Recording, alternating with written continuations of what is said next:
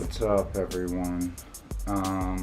This is kind of a show and tell of some divination device tools that I have. These are handmade and custom made for me. These all deal with the Ching and how this is like the original example of how the Ching was played back when it was first invented.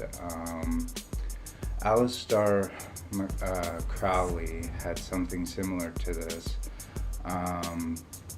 method where he used sticks in doing predictions for the Ching, but I went a couple steps further, and I got the dice, which is a Liubo Shang Dynasty dice.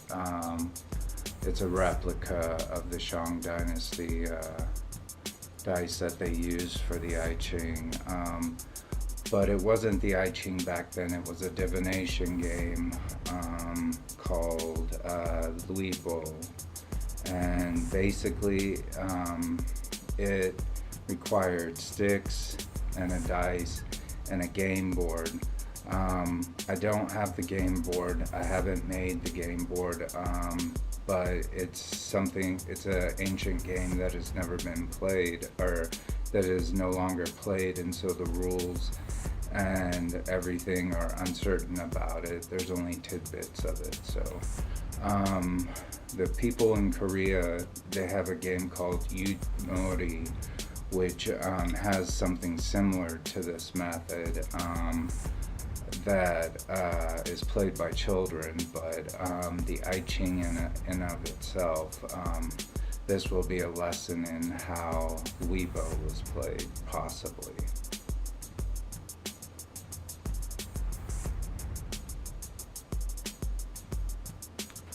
These are sticks to be used in the use of the I Ching reading, and I wanted to say that Aleister Crowley has a book called The Book of Changes, something like written by the master Theron of Thelema, Libre, something to that effect. Well, anyways, he also had devised a tool of his own making that was for the I Ching, and he used sticks also, which were the kind of like the first method that was used when they were first introduced to invented by the people in China many thousands of years ago. Well, basically, what I have done is I have made my own I Ching sticks. So, and these sticks that I've made,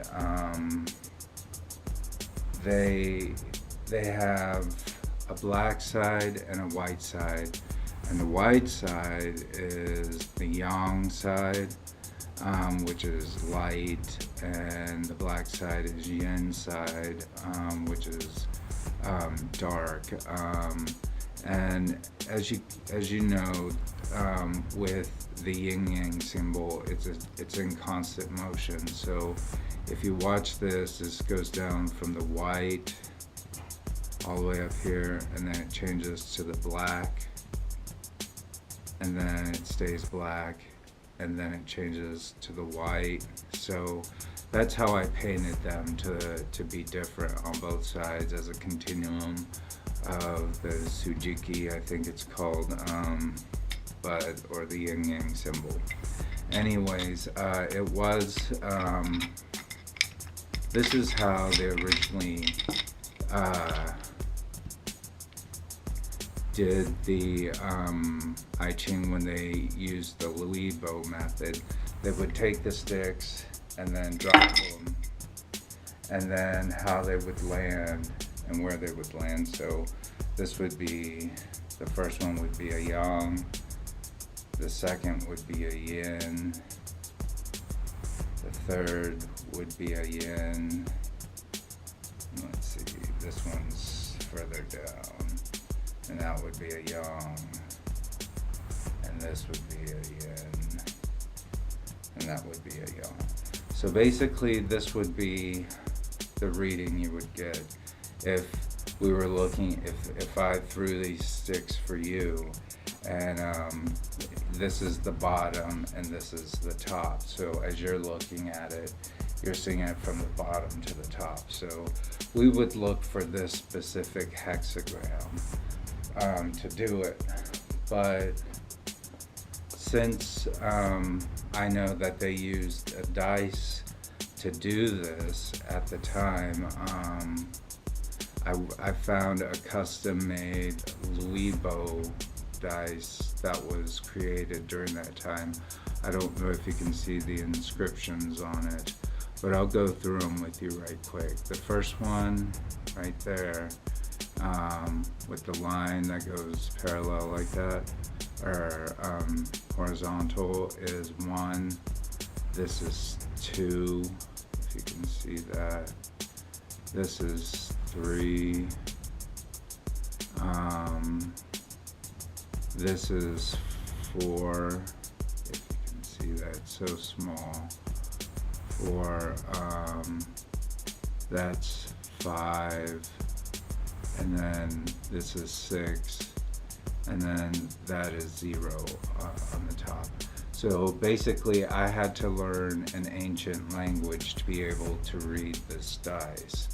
So how this would work is I would roll the dice and then it says 0. So this would not be a changing line, or it would be. So a Yong would be a number 1, so a yin, so your changing line would be this one at the very, this would change to black, and so you would do this over again and see what you would get, and you have a 6 right there for this one. So 6 is the changing line for, I believe it's a yin, so that would stay. I think that would stay because it's even.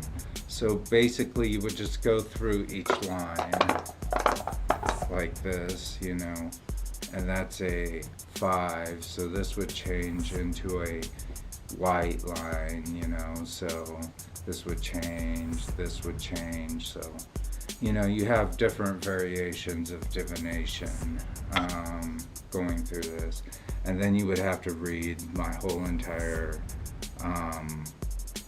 book on Amazon to get the predictions. But this is just basically the way that I have constructed it in terms of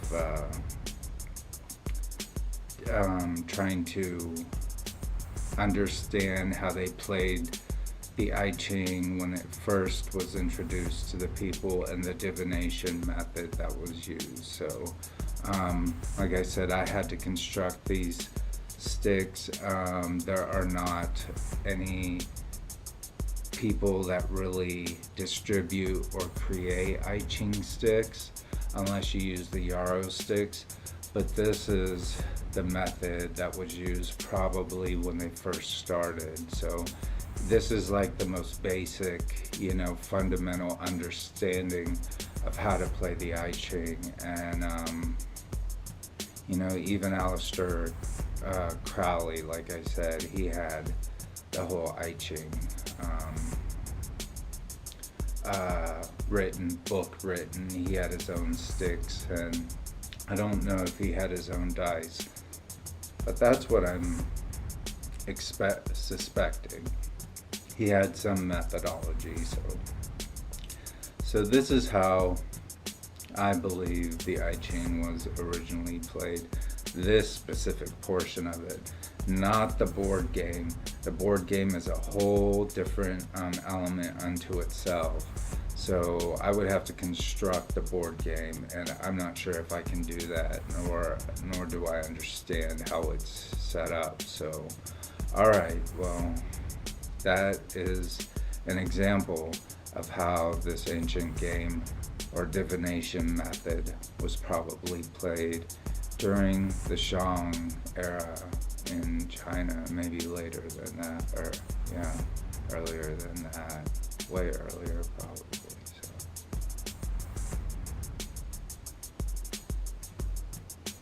As you can see, I really enjoy looking at ancient methods of divination,